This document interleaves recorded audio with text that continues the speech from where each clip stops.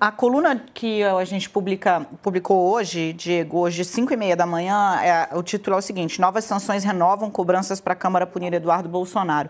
E aí eu vou ler a aspa que abre a coluna e convido o nosso assinante a dar um pulo lá no UOL para dar uma olhada nos textos que a gente publicou ao longo do dia, porque já estava meio precificado que isso ia acontecer. Olha só, abro aspas. Hugo Mota se torna sócio do prejuízo nacional ao manter Eduardo Bolsonaro sem qualquer penalidade no cargo de deputado federal, pago com dinheiro público para que ele passe 24 horas por dia tramando contra o Brasil. Obrigada, gente, está aí na tela. A frase, como eu digo na coluna, é de um integrante do primeiro escalão do governo Lula. Então, não é só uma frente de pressão, foram várias, né? E encontrou também eco em setores do Supremo, que considero, abro aspas, uma vergonha o filho do ex-presidente não ter sido alvo de qualquer medida pelo Conselho de Ética. E aí vem o ministro do Supremo Tribunal Federal falando. O que se tem muito claramente é cometimento reiterado de crime de lesa pátria.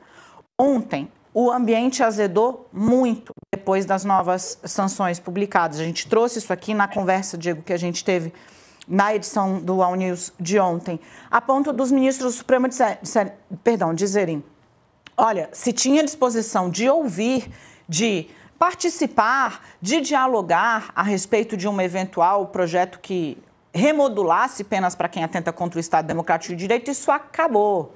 Não tem mais clima. E azedou muito para cima de Eduardo Bolsonaro. Então, o Hugo Mota, na semana passada, entregou tudo o que o bolsonarismo e a direita pediam. PEC da blindagem e PL da anistia, sem texto, que ia ser trabalhado para virar o que o Paulinho da Força está chamando de PL da dosimetria.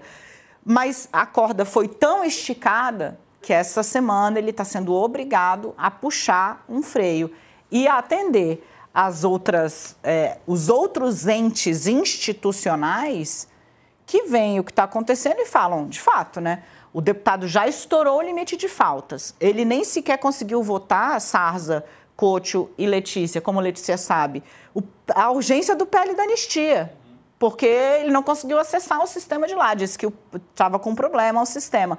E é premiado com uma liderança. Então, né, foi chamado ali, digamos, a uma mínima razoabilidade. Obviamente, daí para caçar Eduardo Bolsonaro são outros 500, vamos ter que acompanhar. Vou acompanhar. Letícia, e você? O Centrão está bem cansado do Eduardo Bolsonaro, né? Por todas essas razões que Dani estava levantando agora, costurando esse cenário. Eles não aguentam mais. Eles falam, bom, a gente tá sempre, toda hora, estica a corda, toda hora ultrapassa um limite novo. A sanção contra a Viviane Barres, a mulher do Alexandre de Moraes, foi algo assim, foi muito pesado. Tanto para o Supremo, como para o Congresso, para a Câmara e para o Senado. Porque por mais que o Eduardo e o Paulo já fizessem ameaças ao longo do ano, era sempre o clima era, vamos ver se vai acontecer mesmo. Aí sancionou o Alexandre. Tudo bem, é ruim, mas assim, dá para segurar, tá sem nenhum. Vamos ver o que acontece agora. Chegou na Viviane, ela não ocupa cargo público, ela é a família do ministro, a mulher do ministro, passou de todos os limites. Eduardo passou de todos os limites ao conseguir impor a Magnitsky, impulsionar os Estados Unidos a impor a Magnitsky contra a mulher do Alexandre de Moraes.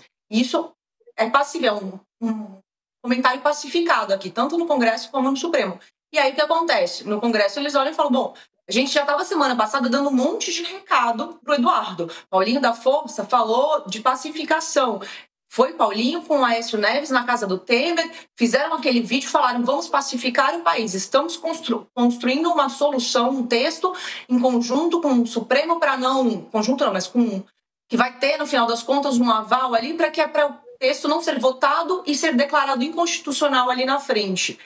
E aí vem o cara e faz isso, e na semana passada uma outra figura muito importante no universo da política, que é o Valdemar Costa Neto, presidente do partido do Eduardo Bolsonaro, deu uma entrevista para a Folha de São Paulo, botando chega para lá no Eduardo. Então, assim, foram vários líderes. O Valdemar, ele é bolsonarista, né? Ele ficou mais bolsonarista, o partido dele virou maioria bolsonarista, e no final de 2021, 2022, porque o Valdemar sempre foi centrão, ele é um homem muito pragmático. Então todo mundo olha ali no fim das contas e fala, tá, a gente já entregou tudo, e o Eduardo nunca vai estar satisfeito. E o que ele fez ao longo dessa semana, da semana passada e dessa? Foi sempre respondendo de maneira mal educada, de maneira agressiva, subindo o tom e fazendo ameaças. Então ele ameaçou Paulinho, aí ele fala que talvez o Mota pode perder o visto para os Estados Unidos, já falou que podia ter sanção da Magnitsky contra o Davi Alcolumbre, outro que fez um discurso semana passada super forte, botando chega para lá no Eduardo. São diferentes partidos, Solidariedade, MDB, União Brasil e presidente do PL, todo mundo falando se acalme. E até agora, nada, ele só dobra a aposta. E pessoas próximas do Eduardo seguem dizendo que ele quer continuar, que ele continua com o plano de ser candidato à presidência no ano que vem, se o pai dele não for. Então, vai ter mais confusão aí pela frente, Diego. Real, né? Você me dá 10 segundos, claro. Eu vou passar para o coach, para você passar, claro, mas é só porque a Letícia fala, né, os aliados do Eduardo estão dizendo que ele não recua, ele não tem mais ponto de retorno. A verdade é essa, porque o ponto de retorno dele ficou para trás há muito tempo. Sair dos Estados Unidos fazendo o discurso de perseguido político é uma coisa. Iniciar um processo prático, claro, cristalino e confesso de coação no curso do processo, celebrando cada vez que uma sanção estrangeira é imposta a integrantes do Supremo Tribunal Federal, e são 8 no total os sancionados, seja com visto, e no caso do ministro Alexandre de Moraes, a mais gravosa, a Magnitsky, a ele e sua esposa e seu filho, porque o escritório da família de advocacia tem também o filho do ministro. Então, o ponto de retorno dele, Letícia, já ficou para trás há muito tempo. Se volta para o Brasil, será processado, como, aliás, foi, inclusive, intimado, né? Houve ordem do Supremo para intimá-lo do processo, da denúncia aberta. Será que ele realmente acha que vai ser candidato à presidência? Ou isso é um discurso para manter ali, né, a pose de que está tudo bem, que é isso que vai acontecer? Dani? Depende de como a Câmara processar, porque se a Câmara o cassar por faltas, ele mantém a elegibilidade. Mas se o mandato for cassado por violação ética, ele fica inelegível, né? Mas o discurso ele vai poder, se o pai dele, que já tem duas, uma inelegibilidade declarada pelo TSE e a outra que será confirmada quando o Supremo concluir o julgamento da trama golpista, são mais 8 anos aí a partir da data de condenação, está dizendo que quer ser candidato, o discurso ele pode fazer, mas na prática a gente ainda não vai precisar de um pouquinho mais de tempo para saber.